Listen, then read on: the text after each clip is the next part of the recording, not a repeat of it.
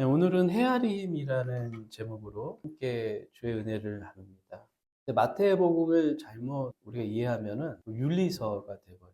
성경은 물론 윤리를 포함하고 있지만 윤리가 핵심이 아니죠. 우리 비판하지 말아라. 굉장히 좋은 말이잖아요. 너희가 비판하면 너희도 비판을 받을 거야. 이 본문을 이제 설교를 들을 때마다 비판하지 말아야지. 그리고 한 주간 잠잠하다가 또 이제 이 설교 들은 지 한참 되면 또 이렇게 누구 욕하고 있고 뒷담화하고 있고 우리의 일상이잖아요, 그렇죠? 남을 이렇게 비판하는 게 세상에서 가장 쉬운 일 같아요. 교회 안 다니는 사람도 한참 얘기하다 보면 욕 다 한 다음에 우리 이제 그만하자. 교회 안 다녀도 그러잖아, 양심 있는 사람들은. 근데 오늘 본문을 보면 모르겠어요. 날이 갈수록 성경 말씀이 다르게 보여요, 제 눈 속에. 이게 연결이 안 되더라고요. 1절부터 12절까지 하나의 묶음으로 볼 수밖에 없는데, 처음 비판하지 말라는 얘기 그 한 단락하고 12절이 연결이 돼요. 이상하다. 그 다음 말씀하고 또 잘 연결이 좀 안 되는 것 같아요. 12절 말씀하고. 근데 비판하지 말라는 거는 연결이 돼요. 이게 가운데 왜 끼어 있지? 이게 이해가 안 가는 거예요. 그래서 이걸 개별적 단락으로 설교를 많이 합니다. 그러면 이제 문제가 별로 안 되죠. 근데 1절부터 12절까지 통으로 보게 되면은 이게 뭐지? 하는 생각이 좀 들어요. 비판받지 않으려면 비판하지 말아야죠. 근데 여러분 생각을 한번 해보세요. 여러분들이 비판 안 한다고 해서 비판 안 받아요? 누군가는 나를 비판할 거예요. 내가 비판 안 해도. 그래서 이 본문을 다시 보게 돼요. 틀린 말은 아닌데 이거 어떻게 생각해야 될까? 남을 비판하는 거는 사실 선악과의 죄입니다. 비난하는 거잖아요. 모르겠어요. 사람에 따라 나는 그냥 평가하는 거야 이렇게 얘기할 수 있지만 누가 내 자신에 대해서 평가를 받고 싶나요? 근데 우리는 누군가를 다 비판하고 있어요. 사실 나도 모르게 그게 막 작동하고 있어요. 그게 뭐냐면 선악과의 죄예요. 왜냐하면 그 비판의 기준이 자기 자신이기 때문에 내 기준에 걸리면 걸리는 거예요. 누구나가 비판의 대상이 돼요. 세상을 보는 기준이 나이기 때문에. 오늘 이 비판이라는 주제로 이야기하는 것보다 조금 다른 관점에서 이야기를 좀 하려고 해요. 비슷한 말일 수도 있는데 약간 힌트가 좀 다를 수도 있어요. 오늘 1절부터 12절까지 연결시킬 수 있는 단어가 있어요. 헤아림. 이게 제 눈에 확 들어왔어요. 말씀을 보면서 이번에 설교를 준비하면서 이 단어가 제 마음에 확 들어왔어요. 헤아림. 모르겠어요. 제가 상담을 해서 그런가. 다르게 보여요. 첫 번째 단락에 비판하는 비판자는 누구죠? 바리새인들, 서기관들, 뭐 대제사장들, 그런 종교인들과 도덕적으로 굉장히 의롭고 수준이 높은 사람들. 그들을 향해서 예수님이 얘기를 합니다. 비판하지 말아라.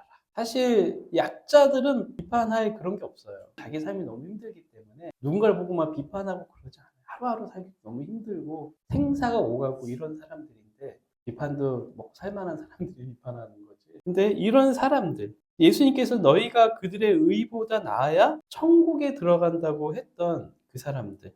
그 사람들이 의롭지 않은 이방인들이나 율법을 지키지 않은 사람들을 비판하는 거죠. 그들이 보기에 별로 사람 같지 않아 보이는 인간들을 향해서 비판을 하는 거죠. 그게 굉장히 난무하고 있었던 거예요. 근데 예수님이 전혀 뜻밖의 말을 합니다. 누구나가 그걸 받아들였을 거예요, 어쩌면. 왜냐하면 종교적으로 굉장히 지도자들이고 추앙받는 사람들이고. 그러니까 그들이 하는 말들에 대해서 웬만하면 다 받아들였을 거예요. 근데 주님은 그 지도자들의 속마음을 아셨던 거예요. 그들이 뭐 하고 있었어요? 비판하고 있었던 거예요. 속마음, 비난하고 있고. 근데 그 마음을 겉으로는 거룩한 척하고 예식을 중요하게 생각하며 사람들 보는 데서 금식하고 기도하고 이런 사람들인데 주님은 그 속마음을 꿰뚫어 보고 있었어요. 주님이 그들을 향해서 얘기했는데 전혀 뜻밖의 말씀하십니다. 너희 눈 속에 들보가 있는데 너희는 누구예요? 종교적으로 굉장히 덕망 있는 사람들.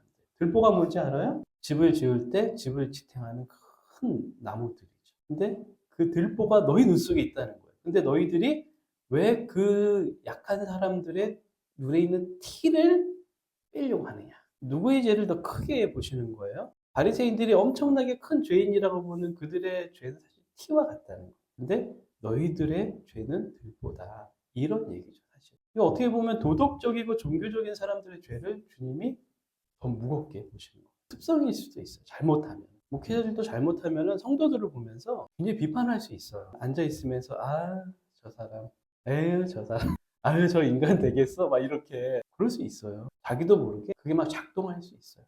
그리고 성도들도 목사님의 설교를 들으면서, 에휴, 저것도 같은 설교. 준비 안 했구만. 목사님 언제 나가? 그럴 수 있어요. 교회가 잘못되면은 완전히 비판의 그냥 도가니가 돼버려요. 겉으로는 거룩한 척하고 아무렇지도 않은 척하는데 오늘 본문의 핵심적인 말씀은 비판하지 말라는 것이 아니라 헤아림이에요. 헤아림. 비판하지 말라고 헤아림. 이거는 비슷한 것 같지만 완전히 달라요. 비판하지 말라고 비판이 안 되나요? 그러나 우리가 누군가를 헤아리기 시작하면 비판이 안 돼요. 왜 우리가 절친입니까? 남들이 뭐라고 해도 절친은 나를 헤아려 줍니다. 헤아림을 받는 경험은 사람을 행복하게 해요. 간음하다 걸린 여인이 그랬죠. 예수님을 만나고 그녀들의 고통을 헤아려 주셨어요. 예수님은 그런 분이셨어요. 어떤 목사님들이 훌륭한 목사님입니까? 설교를 잘하는 목사님이요. 외국에서 박사학위를 따온 분들이요. 가장 좋은 목사님은 성도들을 헤아릴 수 있는 목사님. 물론 해외 박사에 유명하고 성도들을 헤아리는 분이라면 더없이 좋겠죠. 서로가 서로를 헤아릴 수 있는 교회라면 너무 좋은 교회인 거죠. 주님은 종교적이고 도덕적으로 비판받는 그들을 헤아리셨어요. 그러니까 아비의 마음으로 자녀에게 난 너를 비판하지 않고 난 너에게 좋은 걸 주고 싶어. 부모의 마음으로 누구든지 헤아리는 사람을 비판하지 않습니다. 부모가 자녀를 비판하지 않아요. 아무리 못해도 그런 이야기도 있죠. 자녀가 살인자인데도 그 어미는 자녀를 품어준다 그러잖아요. 세상이 다 손가락질해도 그게 헤아리는 자의 마음이거든요. 헤아림은 사랑의 힘이죠. 그래서 가장 최고의 것을 주고 싶은 마음. 상담에 보면 로저스라는 사람이 있어요. 그 사람이 말하고 있는 것 중에 하나가 상담자가 내담자를 대할 때 가장 중요한 것, 진실성, 일치성, 무조건적 긍정적 수용과 존중, 그 다음에 공감적 이해, 이런 걸 얘기하고 있어요. 어떻게 보면 굉장히 종교적인 거죠. 굉장히 이상적인 거예요. 상담자가 내담자를 그렇게 볼 때 치유가 저절로 일어난다. 그렇게 내담자가 그 경험을 하면은 무조건적으로 수용되고 존중받고 공감적 이해가 되는 그 경험하면 그 사람 치유된다는 거예요. 이제 이런 군 상담을 하면서 느끼는 게 사람을 미치게 하는 게 너무 쉬워요. 사람이 미치는 거는 그 사람 가둬두고 계속 정죄하고 비판하면요. 죽음에 이르는 정신적 문제를 갖게 돼요. 그걸 이길 수 있는 사람은 있지 않아요. 근데 군대가 딱 그런 곳이잖아요. 가둬놓고.